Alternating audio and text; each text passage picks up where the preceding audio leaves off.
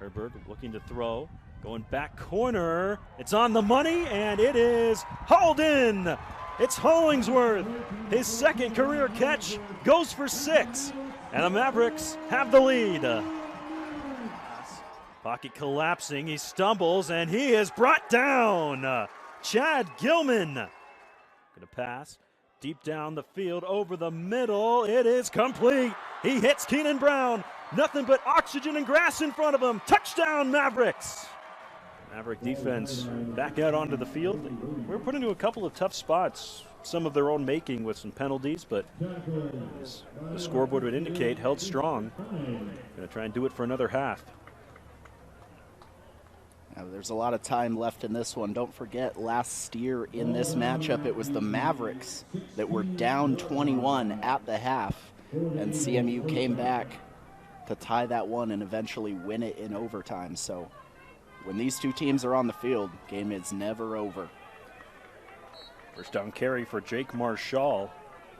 He works his way across the 22-yard line. Marshall held to just 3.5 yards per carry in the first half. Maverick running defense as a whole is excellent. Forced Preston Pearson into some tough spots. Looking to throw here on second down. Pearson overthrows his man, throws an interception. Picked off by Jakari Williams.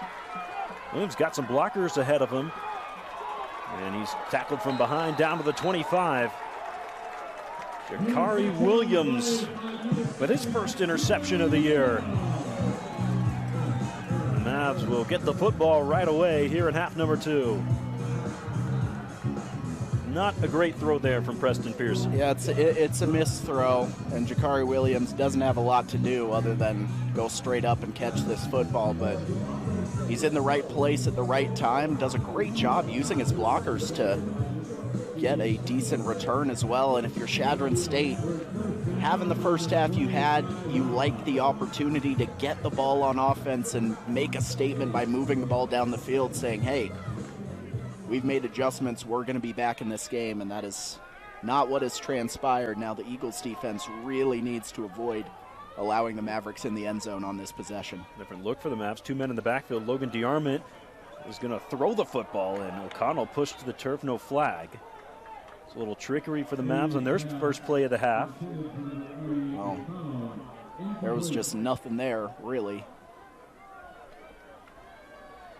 Sort of a bizarre situation downfield with the receiver ending up on the turf, but he was well blanketed in coverage.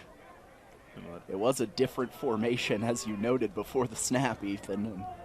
Well, different formation and definitely a different play. Definitely a different play. Let's see if they get a little more traditional here now on 2nd and 10. It's Hurd in the backfield. Brown, Edwards, and O'Connell, the receivers, with Hollingsworth, the tight end. The give is to Hurd. He's got some room and is spun down inside the 15 down to the 13-yard line for Giovanni Hurd. And Giovanni Hurd has himself a first down. In a 12. Mavericks have really mixed and matched 4 different running backs throughout this game. 4 backs with at least 2 carries, 3 with at least 4 carries. It's Hurd's 4th of the day. Stays in there with the Mavs in the red zone. As Paxton mentioned, 3 for 3 in the red zone. Going to the corner, Brown jump ball, he makes the catch. Touchdown Mavericks. That looked dangerous and then really good for Gavin Herberg. His receiver helps him out. What an effort from Keenan Brown. Well, Keenan Brown needed that. He'd had a quiet couple of games where he didn't see the field. And he just goes up and makes a play. There's really no other way to say it. It was a dangerous ball from Gavin Herberg into double coverage with the safety coming over the top. And Keenan Brown just uses that height to his advantage. 6'2". Redshirt junior out of Denver, former Colorado State Ram, and he tips it to himself. Good start for the Mavericks. Cattleman completes the extra point. The Mavs are up 24. 4th touchdown of the year. Keenan Brown, 13-yard touchdown reception. That's one we're definitely going to want to have another look at here. Well, and Brown runs the go route a lot, and he's dangerous because he's so good at getting a step on that cornerback. But that was a different type of catch for Brown because he was contending with the safety coming across from the middle of the field rather than just the cornerback, and basically just tipped it up to himself to get it away from the defenders. Playing keep away with the Shadron secondary. Let's take another look. This is a dangerous throw. But that's just Keenan Brown making a play. Yeah, I even think the safety may have gotten a hand on it as well. He and Brown both kind of got a hand there, up in the air, up for grabs. Keenan Brown came down with it. And even though it's a dangerous throw by Herberg, it shows the trust that he has in Brown to sort of throw that ball up for grabs and know that 85 has a pretty good chance of coming down with it.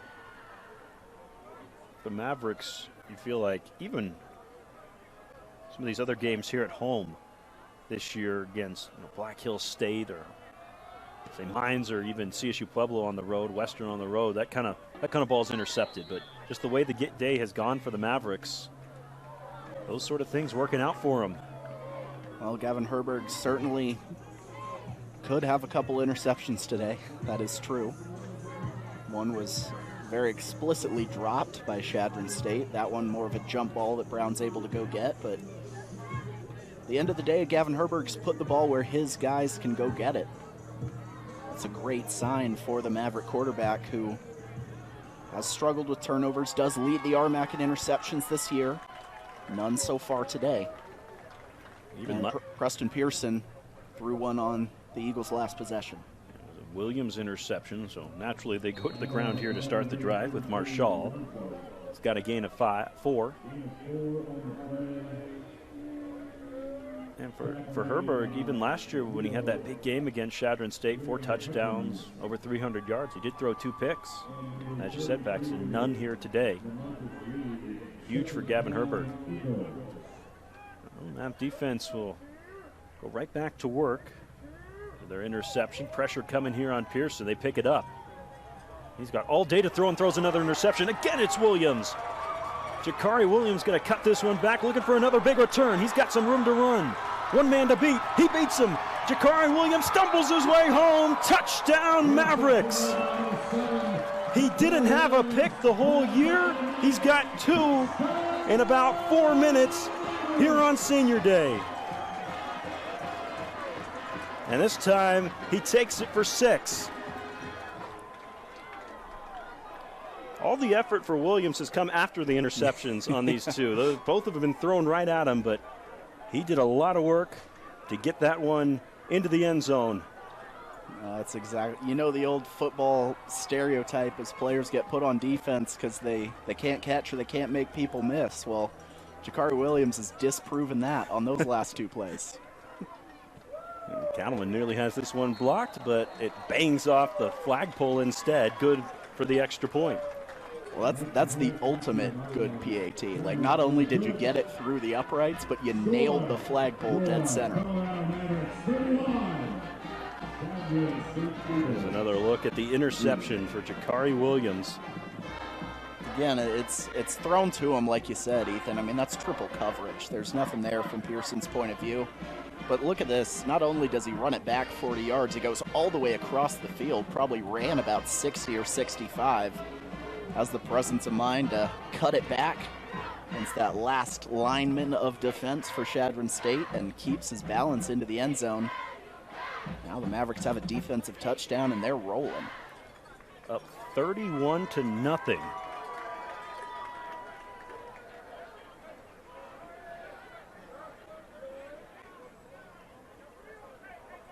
Jakari Williams. Man, I said 4 minutes. I shorted him a little bit. Yeah, it's been 2 minutes and 15 seconds. 2 minutes and 15 seconds. 2 minutes and 15 seconds for the Mavs to score twice in this half. After it was 17-0 at halftime. Gathering into the end zone again. So let's see what you do here if you're Shadron State. There's a lot of time left in this football game, but just like that, you're down 31-0, and your quarterback has just thrown 2 picks. on back-to-back dropbacks.